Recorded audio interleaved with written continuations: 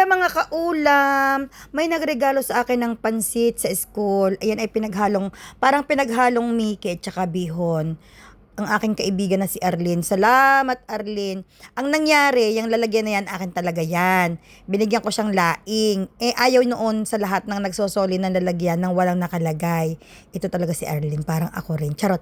So ang sarap mga kaulam. Si Arlene talaga sobrang sarap magluto niya ng pansit. Naalala ko last year, nung nagkaroon kami ng potluck sa school, ang kanyang dinalay pansit.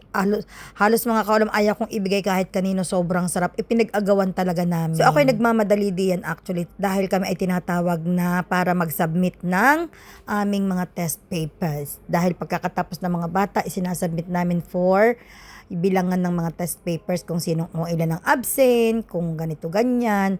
So sabi ko, talagang ako yung nagsabi ng totoo. Sabi ko, ako huwag ninyong madaliin dahil sobrang gutom ko. Mga kaulam, kung hindi nyo natatanong, pag ang tao ay operada sa thyroid o kaya ang tao ay may thyroid, mahirap yan magutom, nanginginig ang katawan yan. Kaya dapat pag may thyroid, on time talaga ang kain. Tapos ang mangyayari dyan, manginginig unang-una dyan ay tuhod. Kaya sabi ko, sandali lamang, ako muna yung inyong bigyan ng pagkakataong kumain dahil ang aking almusal ay 2 skyflakes lamang. Dahil nga mga kaulam, ayoko na ulit ipaliwanag kasi paulit-ulit ako. So sabi ko, bigyan niyo ako ng time kumain dahil ako may pansit, charot. Di ayan, nung naubos ko ang pansit, tsaka ako bumaba para isubmit ang aking test papers. O diga, kayumi-yuming kumain, daig pandalagang Pilipina. Di ako nag-aalok sa mga kasama kong ibang lahi ng pansit. Dahil meron akong isang masamang karanasan talaga dyan sa school na yan. Pero yung karanasan ko yun, wala na yung teacher yun, nag-resign na. Isang beses, nagkaroon na naman kami ng potluck. Kasi pag year end, lagi kami may potluck sa school. So, ang dinala ko noon ay pansit. Dahil ako ibig na ibig sa pansit.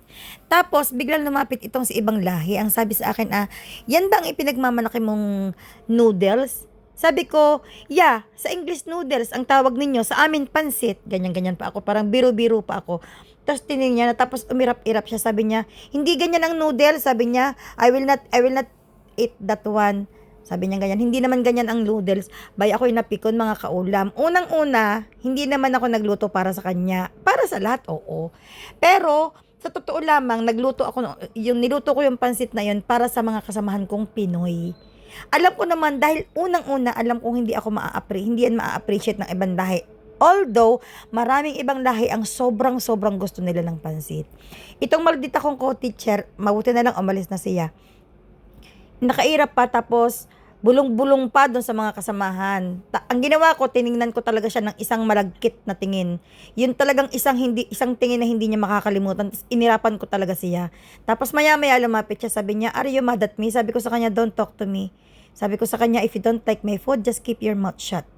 Tapos nagulat siya dahil bagong-bago ako noon na teacher sa school na yon. Hindi niya in-expect na ang bagong teacher, yung sasalitaan siya ng ganyan. Sabi ko sa kanya, "You don't know me yet." Sabi ko sa kanya, sabi ko, hindi ko hinihiling na ma-appreciate mo yung dala ko dahil hindi man to para sa'yo. Para to sa mga Pilipino. Sabi kong ganyan. So na parang napahiya talaga siya sa akin noon. Pero sa halip na magkaroon siya ng bad impact sa aming dalawa, alam nyo nangyari mga kaulam, naging mag-best friend pa kami.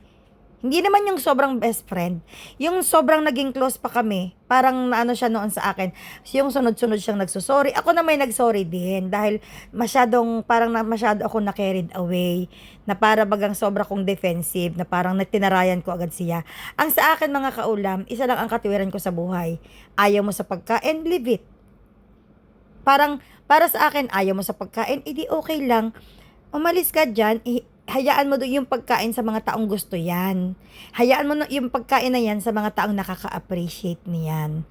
Huwag mong hayaang sumama ang loob nung nagluto dahil hindi mo alam kung ano ang effort na ginawa nun para makapagdala ng pagkain yan. Unang-una, hindi ko naman talaga siya inaalok.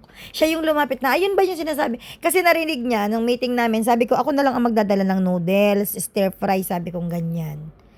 Aba, nagtaray. Sino naman ako para bumait sa kanya? Babush.